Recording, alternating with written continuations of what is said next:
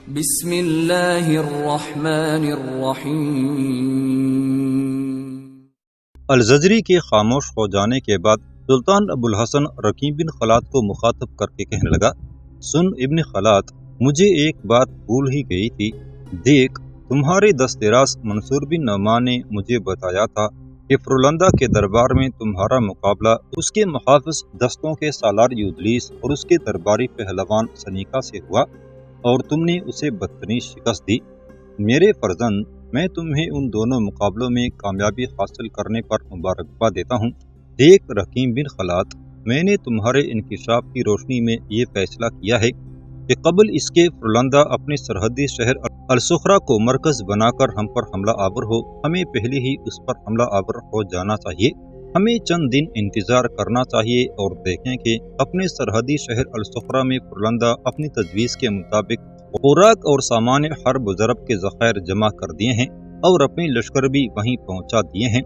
تب کسی مناسب رات ہم الصخرہ پر رات کے وقت حملہ کریں اور ایسا زوردار شپون ماریں کہ وہاں شہر کے باہر جو فرولندہ کے لشکر ہوں انہیں بدترین شکست دیں اور الصخرہ شہر کی اینٹ سے اینٹ بجا کر شہر پر قبضہ کر لیں۔ جواب میں رقیم بن خلاد کہنے لگا، سلطان محترم، قسم خداوند کی آپ نے میرے دل کی بات کہہ دی ہے۔ میں بھی یہی چاہتا ہوں کہ فرولندہ کے حرکت میں آنے سے پہلے ہی ہمیں صخرہ پر حملہ کر دینا چاہیے۔ اس پر سلطان ابو الحسن کہنے لگا، خداوند کا شکر ہے کہ تم میری اس تجویز سے اتفاق کرتے ہو۔ اس سے پہلے میرا چھوٹا بھائی الغزل اور الزجری بھی میری اس تجویز سے اتفاق کر چکے ہیں۔ اب الصخرہ پر حملہ آور ہونے کی تجویز کچھ اس طرح ہوگی، جو غرناطہ کا لشکر ہے وہ 3 حصوں میں تقسیم ہوگا۔ ایک حصہ میرے پاس، دوسرا حصہ میرے چھوٹے بھائی الغزل کی کمانداری میں اور تیسرا الزجری کے پاس ہوگا، اور تم اپنے لشکر کے ساتھ، مجھے امید ہے کہ ہماری مدد کو ضرور آؤ گے۔ رقیم بن خلاد بڑی انکساری میں کہنے لگا، سلطان محترم، آپ دیکھیں گے جب ایسا موقع آیا تو رقیم بن خلاد اپنے اور آپ کے دشمنوں پر ضرب لگانے میں پیش ہوگا۔ رقیم بن خلاد کا یہ جواب سن کر سلطان ابو الحسن، الغزل، الزجری اور احمد بن عطاش چاروں پر انگنت خوشیاں کھیل گئی تھیں۔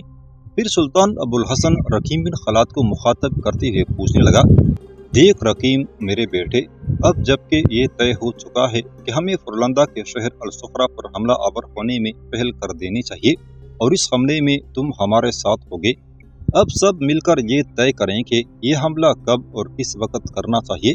اس پر رقیم بن خلاد نے پوچھا، سلطان محترم، اگر اجازت ہو تو سب سے پہلے میں کہوں، میرے ذہن میں ایک تجویز ہے، اگر ہم اس پر عمل کریں تو صرف ایک رات کی جنگ کے دوران الصخرہ شہر میں فرولندہ کی ساری عسکری طاقت کی دھجیاں اڑا سکتے ہیں۔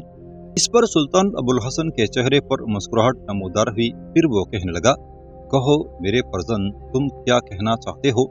جواب میں رقیم بن خلاد کہہ رہا تھا، سلطان محترم، چند ہی یوم تک فرولندہ اپنی ساری قوت اور سارے رسد اور کمک کے سامان کو الصخرہ شہر میں منتقل کر چکا ہوگا۔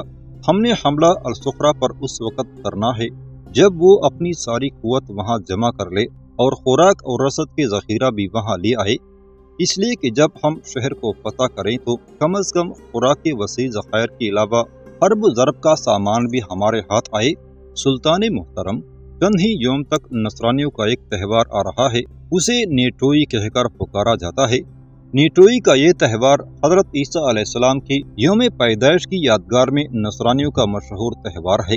اگرچہ نصرانی یہ تہوار مریم اور یوحنا کے یوم پیدائش پر بھی مناتے ہیں، پر وہ تہوار بھی اسی نام سے مشہور ہے، لیکن خصوصیت کے ساتھ نیٹوئی کا یہ تہوار موسم سرما میں منایا جاتا ہے۔ وہ حضرت عیسیٰ علیہ السلام ہی کی پیدائش کے سلسلے میں منایا جاتا ہے۔ سلطان محترم، میرا ارادہ ہے کہ اس تہوار کے ٹھیک 3 روز بعد ہم الصخرہ شہر پر حملہ آور ہو جائیں۔ اس پر ابو الحسن نے کچھ کہنا ہی چاہا تھا کہ اس کے بولنے سے پہلے ہی الغزل بول پڑا اور سلطان کو مخاطب کر کے کہنے لگا، سلطان محترم، یہ ایک بہترین تجویز ہے۔ میرے خیال میں سردیوں کے موسم میں یہ جو تہوار حضرت عیسیٰ علیہ السلام کی یوم پیدائش کے سلسلے میں منایا جاتا ہے، اس کے 3 دن بعد رات کی تاریکی میں اگر ہم الصخرہ شہر پر حملہ کریں تو میں سمجھتا ہوں اس سے بہتر کوئی اور موقع نہ ہوگا۔ اس پر سلطان ابو الحسن نے اپنا فیصلہ دیا، میں تم دونوں کی تائید کرتا ہوں۔ اس حملے کی ابتدا اس تہوار کے ٹھیک 3 روز بعد آدھی رات کے وقت کی جائے گی۔ تھوڑی دیر تک مزید خاموشی رہی۔ اس کے بعد سلطان ابو الحسن نے رقیم بن خلاد کی طرف دیکھتے ہوئے پوچھا، لیکن اے فرزند، تیری اور ہماری ملاقات کہاں ہوگی، اور اس حملے کے وقت تو اپنے ریوڑ کے ساتھ کہاں ہوگا؟ اس پر رقیم بن خلاد جواب دیتے ہوئے کہنے لگا، سلطان محترم، میں صرف چند یوم تک اپنے لشکر کے ساتھ اپنی مسکن میں قیام کروں گا۔ اس کے بعد میں جبل السلج کی پشت کی طرف نکلوں گا۔ پہلے البشارات کی وادیوں میں داخل ہوں گا، وہاں سے اپنے ریوڑ کو چراتا ہوا مازدہ کی طرف نکلوں گا۔ میرے دونوں نائب منصور بن نعمان اور منذر بن طریف میرے ساتھ ہوں گے۔ ہم تینوں کی غیر موجودگی میں ہمارے قاضی عقبہ بن مغیرہ مسکن کی دیکھ بھال کریں گے۔ سلطان محترم، اپنے ریوڑ کے ساتھ مالکہ پہنچ کر میں اپنا رخ بدلوں گا اور سمندر کے کنارے کنارے میں المریہ شہر کی طرف نکل جاؤں گا۔ المریہ سے پھر میں اپنا رخ بدلوں گا اور جبل آش کی طرف بڑھوں گا۔ یہاں میں اپنی لشکر کا پڑاؤ کروں گا۔ اسی پڑاؤ سے نکل کر نصرانیوں کے تہوار کی تیسرے روز میں انشاءاللہ اپنی لشکر کے ساتھ دریا حدار کے پاس سے گزروں گا۔ آپ بھی اپنی لشکر کے ساتھ وہیں آ کر پڑاؤ کریں، پھر اکٹھے ہی الصخرہ کی طرف پیش قدمی کرتے ہوئے حملہ آور ہوں گے۔ اس دوران تک میں اپنی ذاتی جاسوس بھی الصخرہ شہر کی طرف بھجوا چکا ہوں گا، اور حملہ آور ہونے سے پہلے وہ ساری صورتحال کی تفصیل کے ساتھ ہمیں خبر دیں گے۔ رقیم بن خلاد جب خاموش ہوا، تب سلطان ابو الحسن نے اپنی رضامندی کا اظہار کرتے ہوئے کہا، دیکھ میرے فرزند، میں تمہاری اس تجویز اور لائے عمل سے پوری طرح اتفاق کرتا ہوں۔ میرے خیال میں اب مجھے الغزل اور الجزری کے علاوہ احمد بن عطاش کو بھی چلنا چاہیے۔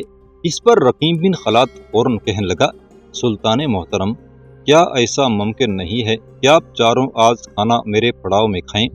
اگر ایسا ہو تو یقیناً میرے لیے یہ بہت بڑی سعادت کی بات ہوگی۔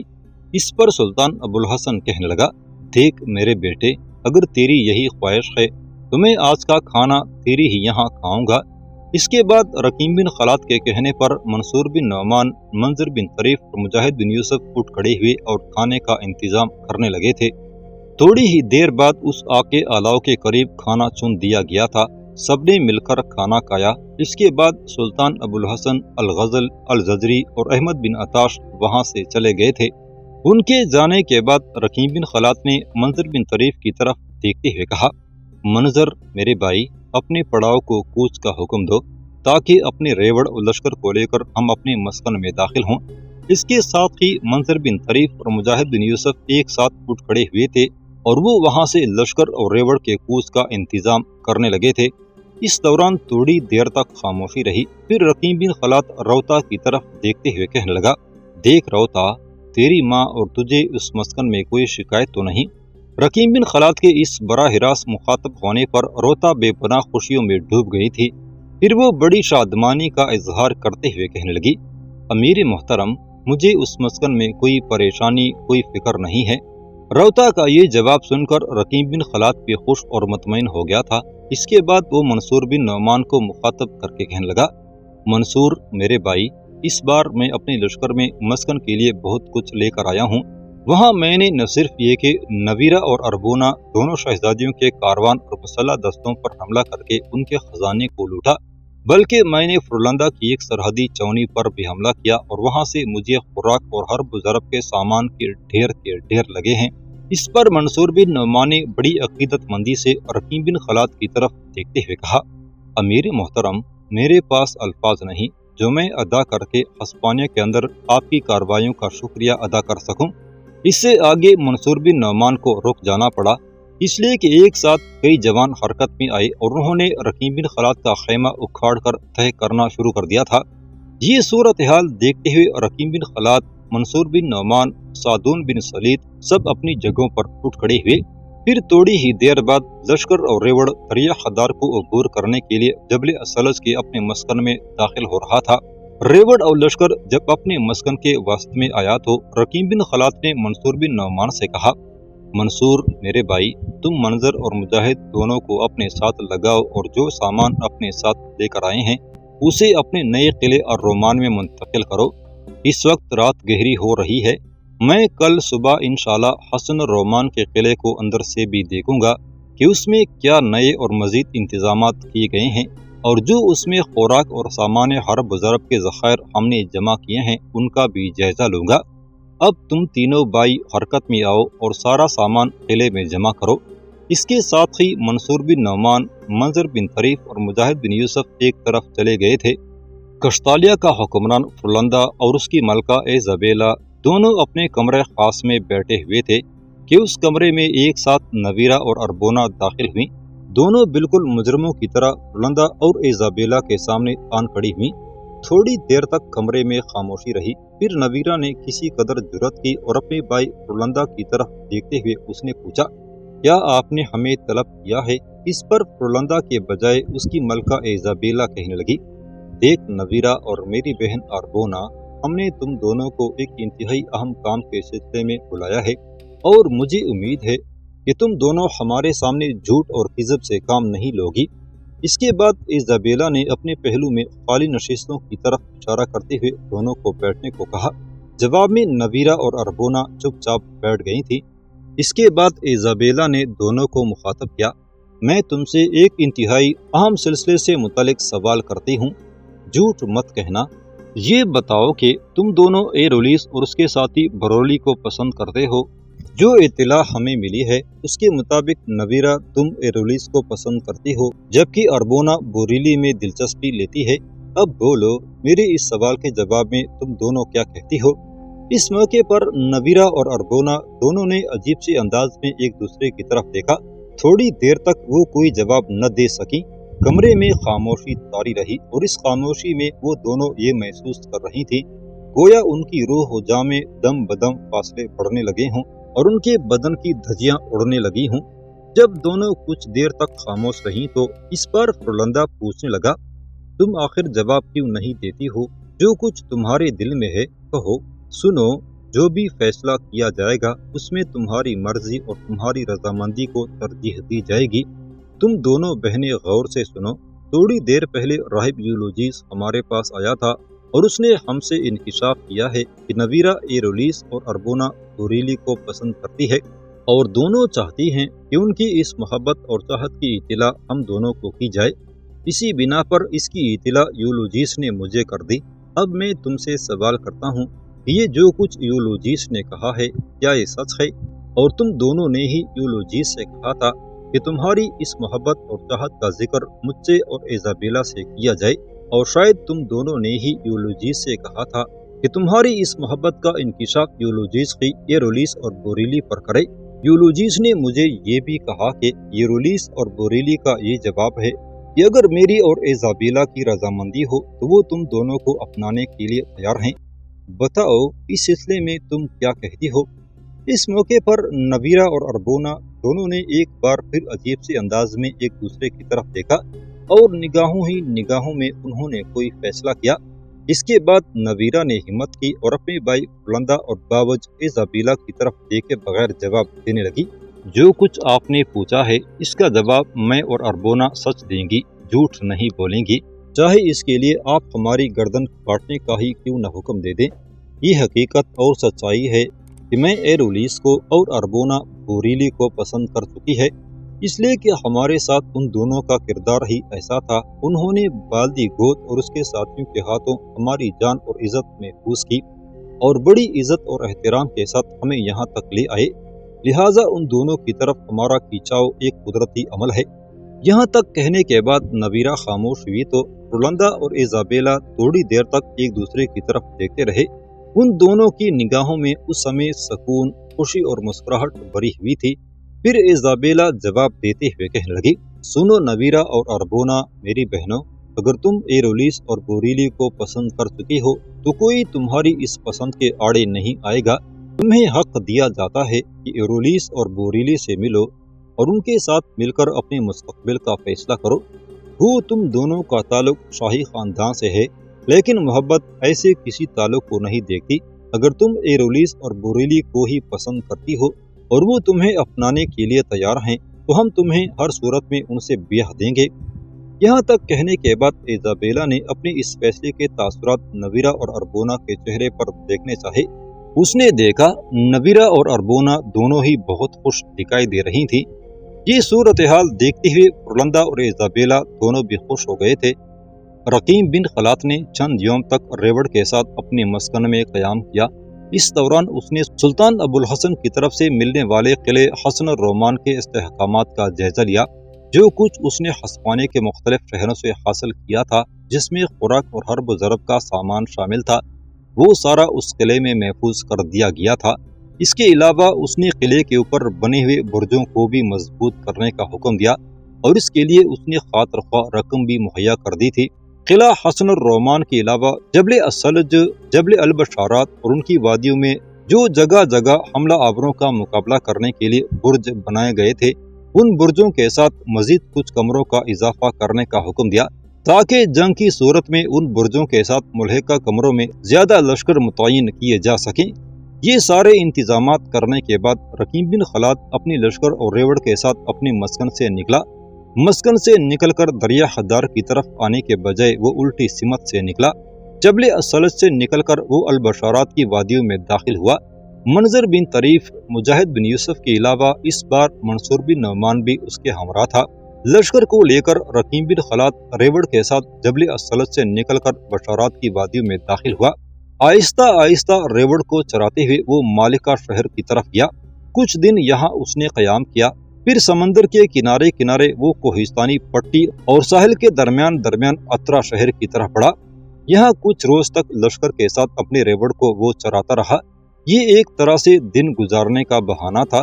پھر اترا شہر سے اس نے شمال کی طرف کوچ کیا اور اپنا پڑاؤ اس نے جبل آش میں لگا دیا تھا۔ یہاں اس نے کچھ دن قیام کیا، پھر نصرانیوں کے تہوار نیٹوئی کے 3 روز بعد جب شام ڈھل کر رات میں داخل ہوئی، تب اپنے لشکر کو اس نے 3 حصوں میں تقسیم کیا۔ لشکر کا ایک حصہ پڑاؤ کی حفاظت کے لیے رکھا گیا اور پڑاؤ میں لشکر کی کمانداری اور ریوڑوں کی حفاظت کے لیے منظر بن طریف کو چھوڑ دیا گیا، جبکہ لشکر کے باقی 2 حصوں کو لے کر رقیم بن خلات منصور بن نعمان کے ہمراہ جبل آش سے دریا حدار کے اس کنارے کی طرف کوچ کر گیا تھا، جہاں اس نے سلطان ابو الحسن سے ملنے کا وعدہ کیا تھا۔ وہ تیز بارش کی رات تھی۔ رقیم بن خلات اپنی لشکر اور اپنے نائب منصور بن نعمان کے ساتھ جس وقت دریا حدار کے کنارے سلطان ابو الحسن کے لشکر سے تقریباً 5 میل کے فاصلے پر تھا، تب دریا حدار کے کنارے ایک شخص نے اپنے ہاتھوں میں مشعل بلند کرتے ہوئے رات کی تاریکی میں رقیم بن خلات کو رکنے کا اشارہ کیا۔ اپنے لشکر کے آگے رقیم بن خلات منصور بن نعمان کے ساتھ اپنے گھوڑے کو سر پر دوڑاتا ہوا جب اس شخص کے قریب آیا جس نے دریا حدار کے کنارے مشعل بلند کر کے رکنے کا اشارہ کیا تھا، تو رقیم بن خلات نے دیکھا وہ اس کا جاسوس جابر بن بکر تھا، جو کشتالیہ کی نصرانی سلطنت کے مرکزی شہر قرطبہ میں رقیم بن خلات کے لیے راہب یولوجیس کے بیس میں کام کرتا تھا۔ اس کے قریب آ کر رقیم بن خلات نے اپنی لشکر کو اپنے پیچھے رکنے کا حکم دیا، ساتھ ہی اس نے اپنے گھوڑے سے اتر کر راہب یولوجیس کی طرف بڑھنا شروع کیا۔ رقیم بن خلات کو دیکھتے ہوئے منصور بن نعمان بھی اپنے گھوڑے سے اتر گیا اور وہ بھی رقیم بن خلات کے ساتھ جابر بن بکر کی طرف بڑھا تھا۔ رقیم بن خلات جابر بن بکر کے بالکل قریب گیا جو راہب کے بیس میں تھا، تو اس نے دیکھا جابر بن بکر کے پیچھے اور بھی راہب کھڑے تھے۔ جابر بن بکر کو وہاں دیکھتے ہوئے رقیم بن خلات نے کسی قدر تعجب سے پوچھا، جابر میرے بھائی تم یہاں؟ اس پر جابر بن بکر کہنے لگا، امیر محترم میں جابر بن بکر کم اور راہب یولوجیس زیادہ ہوں۔ راہب یولوجیس کی حیثیت سے میں نے کشتالیہ کی عیسائی حکمران رولندہ سے ایک گزارش کی تھی کہ وہ مجھے کبھی کبھی غرناطہ جانے کی اجازت دے، تاکہ وہاں جو عیسائی آباد ہیں اور جو کلیسا ہیں ان کے مفاد اور ان کے انتظامات کا جائزہ لے لیا کروں۔ اس پر رولندہ اور ملکہ ایزابیلا دونوں نے بڑی فراخ دلی کا مظاہرہ کرتے ہوئے مجھے اس بات کی اجازت دے دی ہے کہ میں جب چاہوں رولندہ کے ایک نائب کی حیثیت سے غرناطہ جا کر کلیساؤں کا جائزہ لے سکتا ہوں۔ اس طرح امیر، اب میں نے اپنی کارکردگی میں پہلے کی نسبت بہت وسعت پیدا کر لی ہے اور میں قرطبہ سے لے کر غرناطہ تک بلا جھجک آپ کے لیے کام کر سکتا ہوں۔ یہاں تک کہنے کے بعد جابر بن بکر تھوڑی دیر کے لیے خاموش رہا، پھر اپنے پیچھے کھڑے ہوئے دونوں راہبوں کی طرف اشارہ کرتے ہوئے کہنے لگا، امیر محترم یہ آپ کے لشکر کے جاسوس ہیں، ان کی میرے ساتھ ملاقات الصخرہ کے نواح میں ہوئی تھی۔ ان کی زبانی مجھے پتہ چلا کہ آپ آج رات سلطان ابو الحسن کے ساتھ مل کر الصخرہ پر حملہ آور ہونا چاہتے ہیں۔ امیر محترم، اگر ہم الصخرہ پر قبضہ کر لیں تو میں سمجھتا ہوں یہ فرلندہ کی عسکری طاقت پر ایک بہترین اور کاری ضرب ہوگی۔ میں اور آپ کے لشکر میں کام کرنے والے یہ دونوں راہب جاسوس اس وقت الصخرہ سے ہی آ رہے ہیں۔ دریا خدار کے کنارے کنارے سفر کرتے ہوئے ہم 5 میل پیچھے پہلے غرناطہ کے سلطان ابوالحسن کے لشکر کی طرف بڑھے تھے۔ پھر یہ خدشہ ہوا کہ قوم میں وہاں مجھ سے پوچھ گچھ ہوگی، لہٰذا لمبا چکر کاٹتے ہوئے میں آپ سے ملنے کے لیے اپنے ان دونوں ساتھیوں کے ساتھ ادھر آیا۔